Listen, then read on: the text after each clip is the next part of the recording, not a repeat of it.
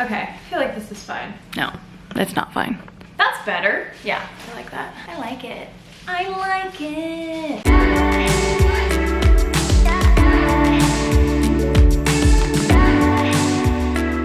Hello, my beautiful people. Welcome back to my channel. It's so good to see you. It is me, Kianna. If you're new to my channel, hello. My name is Kianna.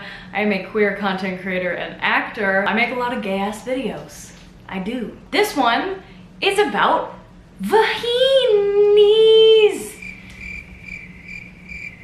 Vagines. Vagines. What's your favorite word for vagine? Mine's vagine. Vagina, Regina, Vagina George. That's mine. That's officially what I'm naming my badge. Anyway, sorry. This video is a part of the series that I do called #AskQueera, and basically it's just me giving you advice. The gays, the queers. This one, I guess, could be applied to anyone, so even if you're not queer, welcome. This video is also for you. I mean, all my videos are for anyone, but you know what I mean. I asked you guys on Instagram, send me in your advice questions on vaginas, vulvas, the like, because we need to talk about it more. We really do, and it's nothing to be ashamed of. We all have them, unless you don't have one. If you want to participate in the next video like this, make sure you go follow me on Instagram. It's on the screen right now. Make sure you watch out for my Instagram stories. And if you like this video, make sure you give it a thumbs up, comment down below anything you like, and subscribe to my channel if you haven't already.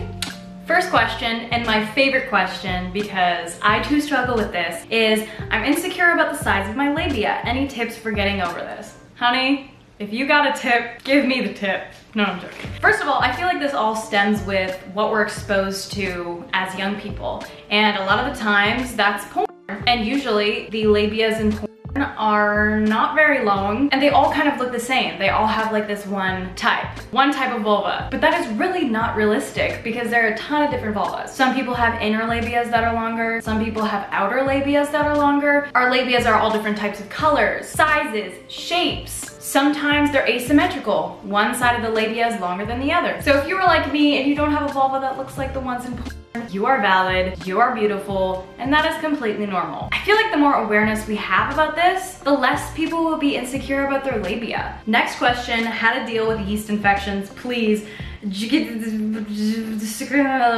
Some people are more prone to yeast infections, some people aren't. There could be a lot of different reasons why you could get a yeast infection. One of the common reasons that I've heard is going on antibiotics and then not taking a probiotic while you're on the antibiotic. You have to wait a little bit from when you take the antibiotic to when you take the probiotic because you don't want it to like cancel out. But if you ever go on antibiotics, make sure you also take a probiotic supplement. You can get this at the drugstore. You can get it at Shoppers Drug Mart if you're from Canada. Another way to maybe reduce your risk of getting a yeast infection is make sure you consume a lot of probiotic foods during the day. Whether that be kombucha, whether that be yogurt with probiotics in it. There's a lot of different foods that you can eat that also are good for the vagine. Make sure your underwear is cotton. Make sure it's breathable underwear. Make sure you don't wear super tight pants. Those are the things that I know that help. Next question, is it important to have a special soap for the area? Personally, I don't believe in using soap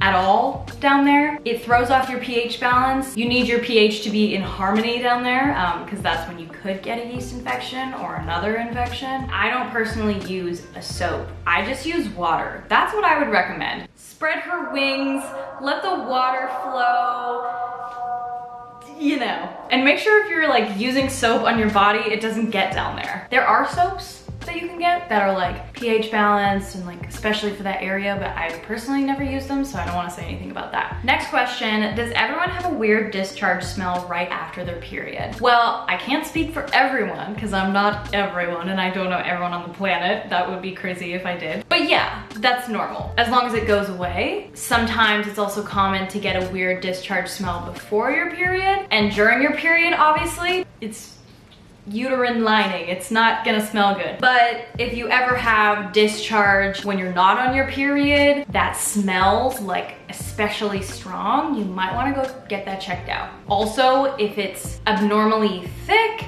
if it's a different color like green or yellow, you might need to get that checked out. If you can smell, your vagina from here and you're just sitting, get that checked out. Trust me. But if you do, don't panic, you'll be fine. You'll probably just have to take an antibiotic and it'll go away in a couple days. Next question, this is a great one. I recently discovered vibrators and I have a specific spot in my clitoris that gets super aroused with it, but it's to a point where I can't get myself to climax because it feels so intense. I feel like I have to stop and move the toy away. It's so frustrating. Is this normal? Any advice? Yes, honey, this is so normal. Your clitoris is extremely sensitive. I think it has the most nerve endings in your entire body. The speed of the vibrator could be too intense for you. Some people prefer like non-direct stimulation around the area, not necessarily like pointed directly into the clitoris. Like that's usually a lot. If you're in this situation, just find a different way maybe to use your toy, maybe use it like around the area, maybe like lower the setting so it's not as intense. And some vibrators are just too intense, so maybe you need to go out and get another vibrator that's just more gentle. Not all vibrators like vibrate too. There's some that like are air suction. Be gentle with her, she's sensitive. She's a sensitive little bean.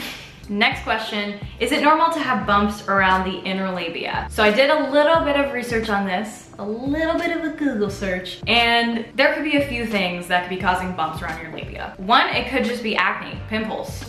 Simple as that. They could also be ingrown hairs. If you're shaving a lot, you're bound to get ingrown hairs, and if they're kind of hard little painful bumps, that could be what it is. They could be skin tags. It's normal to get skin tags where your skin folds. So like for example, I don't really know why I have one here, but I have a skin tag on my neck. It's not like I'm doing this all the time. Usually where your skin folds or like rubs against each other, you can develop skin tags and they're normal. You can just like get them burnt off or just leave them because they're harmless. It could be an STI, but you'd have to go into a sexual health clinic or a doctor to really find out. But I wouldn't go too intense on the Google searching for this because there could be so many different answers and you could get yourself freaked out by Googling it. And I've actually had a lot of questions submitted about this, which tells me it's pretty common. If you're really worried, go to the doctor, ease your mind, but chances are it's probably fine. I also got this question a lot.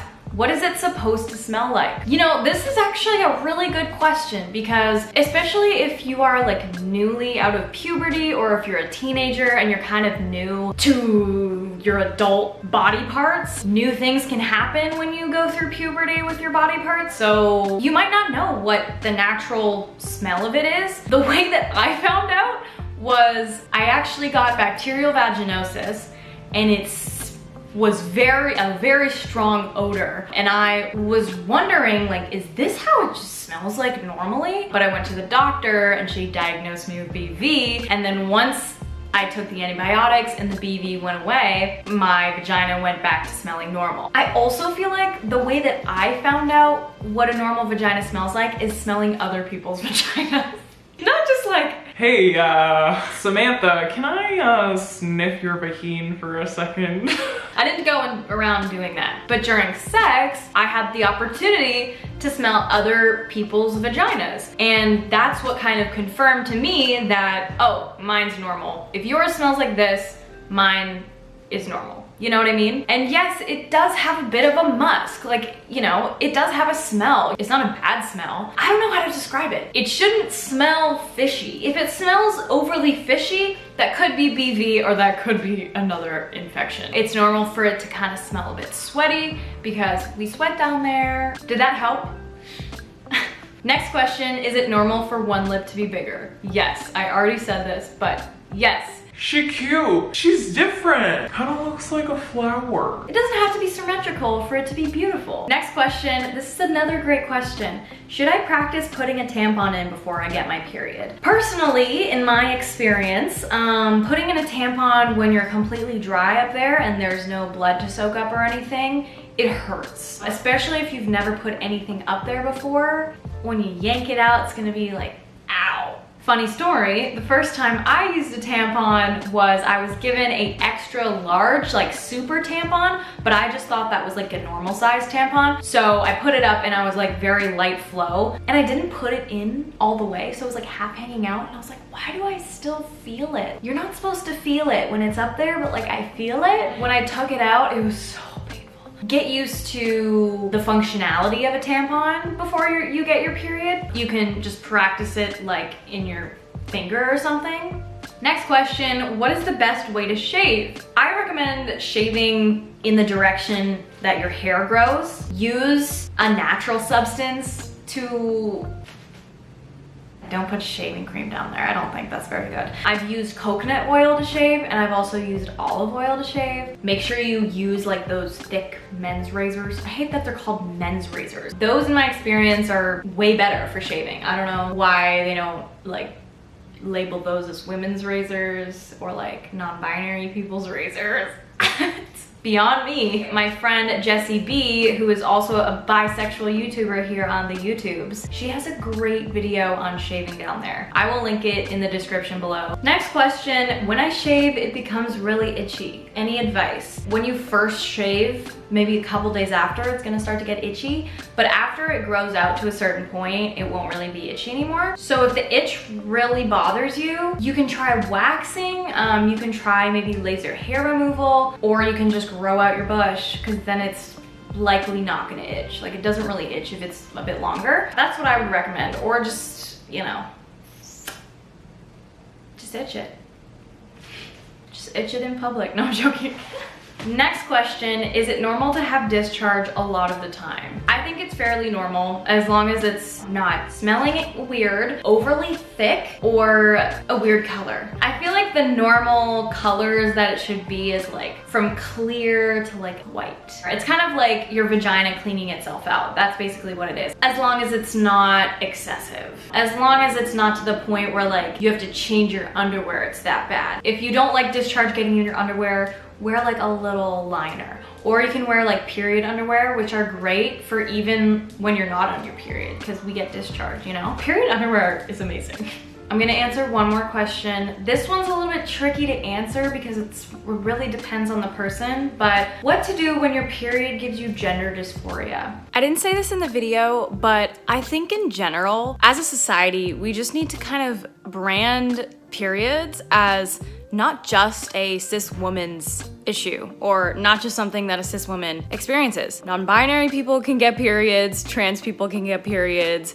It's not just a women's thing. So I feel like in general, we need to talk about periods more gender neutrally because of that reason. Instead of wearing like typical like women's underwear, maybe try wearing like boxer briefs, walksers, because the type of underwear you could be wearing could also be making you feel dysphoric. Period underwear is really great. Again, I'm gonna plug it, because you're not buying or wearing pads or tampons, which associate you with the period. And there's a bunch of different types of underwear too that you can get. And then of course, my next point is for people who want to go on testosterone. If you're trans and you plan on taking testosterone, your period will kind of go away a little bit. Like, it might still be there occasionally, but for the most part, you won't get much of a period. You might get spotting. Correct me if I'm wrong, because I've never personally done that. I do have friends that have experienced that, but if you have any more information on this, please comment below. But there are certain things that you can do to make your period a little bit less in your face. Those are all the questions. Thank you so much for submitting all of these. There were so many, and so many great ones. So thank you for making this video awesome. Again, if you want to participate in my next video, make sure you go follow me on Instagram. Keep an eye out for my Instagram stories. I usually post on there when I have a new Ask Queer episode. And if you have anything else to add, any helpful tips, please comment them down below. I don't know everything. I'm not the vagine expert, but I hope you got something out of this video, and I really enjoyed having this chat with you. Let me know what you want to see next, and I will see you in my next video. Mwah!